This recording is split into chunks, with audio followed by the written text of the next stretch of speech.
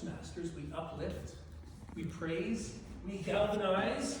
But where is the balance? Sure, we offer constructive feedback, but that's not balance. What's needed is real balance. To truly appreciate the light, we need to experience the dark. Therefore, I am here tonight to propose the creation of a new organization to help people achieve true balance. Ladies and gentlemen, I present to you Roastmasters. Now, Roastmasters is not a replacement for Toastmasters. Rather, it will be a companion. Come to Toastmasters to be built up. Come to Roastmasters to be torn down again.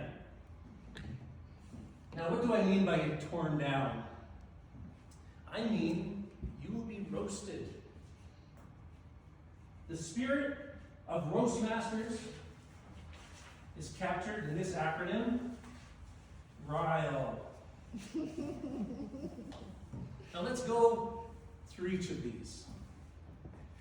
R is for ridicule. The audience will be welcome, even encouraged to mock the speaker. At Roastmasters, someone would have already slammed me for this silly shirt and for the fact that I'm holding these notes. I is for interrupt. Here at Toastmasters, we sit quietly and politely, like, hey, look at this. I was gonna say that your shirt was kind of off for the weather. And see, that's another good example of interrupting. That's perfect.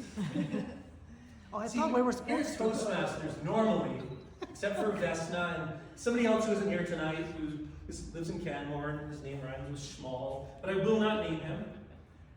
We normally do not talk when the speaker is speaking. But at Roastmasters, heckling will be acceptable. Let's try an example. For example, Michael, please heckle me. Your shirt is an obvious target. Very good. I'll explain the shirt after my speech, but thank you. Yes, that's an awful shirt. What's up, buddy? Yeah.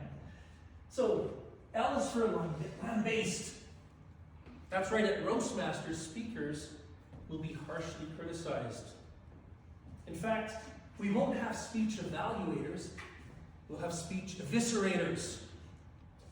They will point out every single fault without mercy. Here at Toastmasters, we often use the sandwich method, which means we give a positive points and then a couple points of improvement in the middle, and then we end with a positive point. At Roastmasters, we give you a roast sandwich. You get a big chunk of criticism in the middle, and a nice thick slice of criticism before it, and a nice thick slice of criticism afterward. Finally, E is for embarrass. At Roastmasters, we won't worry about hurting people's feelings. We'll throw those feelings on a barbecue. You might be thinking, this all sounds amazing, how do I sign up?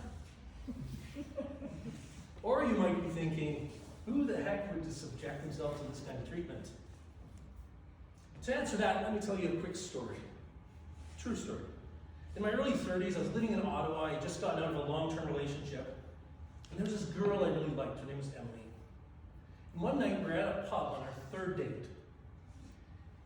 And she says to me, Dan, when you're speaking, you kind of sound like you're just giving a speech, not like you're having a conversation. And I was taken aback by her words, but I also instantly realized she was right. I was carefully choosing my words, and I was feeling a bit removed, like I was talking to an audience rather than just having a conversation. And I did belong to a Toastmasters club actually at the time, but I was also in a very stressful job. I had a very unpredictable and unethical boss who was making everyone at the office feel like afraid that they were going to say something wrong or do something wrong all the time. So I was under a huge amount of strain, and here I was trying to impress this girl. But I just couldn't relax. I couldn't stop myself from second guessing every word coming out of my mouth. So I sounded scripted and unnatural to her. So there was no fourth date with Emily. Aw, please. Oh, poor guy. And I realized that Roast Masters could have helped me immeasurably. Roast Masters would have toughened me up so that my boss's words and actions didn't make me a nervous wreck.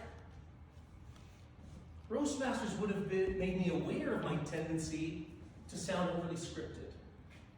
And Roast Masters would have kept me humble. Well, as humble as it's possible for me to be. It would have kept me humble, so I would have spent more time listening and less time talking. So in conclusion, Roast Masters will offer 3 main benefits to its members. 1, ensure that members do not get an overinflated sense of themselves. 2, toughen members up for the difficult and world of people and situations. And number 3, I just think it would be a lot of fun. Now, for those of you wondering if I am serious about starting Roast Masters, I will end with this quote by the late great comedian George Burns. The key to success is sincerity. If you can fake that, you've got it made. Madam Toastmaster.